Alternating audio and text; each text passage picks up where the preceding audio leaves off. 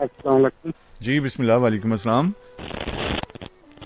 Lord defence च रहने वाला फैसलाबाद। ਲਾਹੌਰ ਡਿਫੈਂਸ ਰਹਿਣ ਵਾਲਾ ਫੈਸਲਾਬਾਦ ਦੇ ਰਹਿਣ ਵਾਲਾ ਤੇ ਆਪਣਾ ਨਾਂ ਕੀ ਹੈ? ਲਾਹੌਰ ਡਿਫੈਂਸ ਦੇ ਰਹਿਣ ਵਾਲੇ ਹੋ? जी उमर दराज बोल रहे हैं, लॉर्ड डिफेंस च रहने वाला फैसलाबाद का। ਅੱਛਾ, ਲਾਹੌਰ ਡਿਫੈਂਸ 'ਚ ਰਹਿਣ ਵਾਲਾ ਫੈਸਲਾਬਾਦ ਦਾ। इत्थे काम करना लाहौर च। ठीक है। ते फैसलाबाद केड़ी जगह ते? फैसलाबाद तहसील तांदने वाला।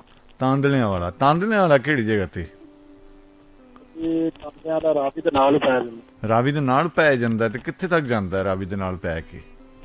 काम कालियां हो गया क्या पिया ही रहिंदा रावी दे नाल? अच्छा जी फरमाओ जी बिस्मिल्लाह। अरशद राय ने आज ही मुका दी।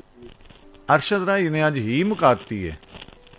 फैसलाबाद उन्होंने साबित कर दिता। साबित किया जी, वो सुरीला बंदा है, समझदार बंदा है, पैरियां पैरियां सैरी है, सैरी बंदा है।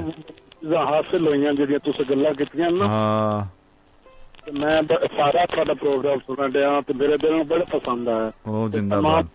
मेरे वालों सलाम जी, बहुत मेहरबानी जिंदाबाद। जी, बहुत मेहरबानी, शुक्रिया जी, रब रखा।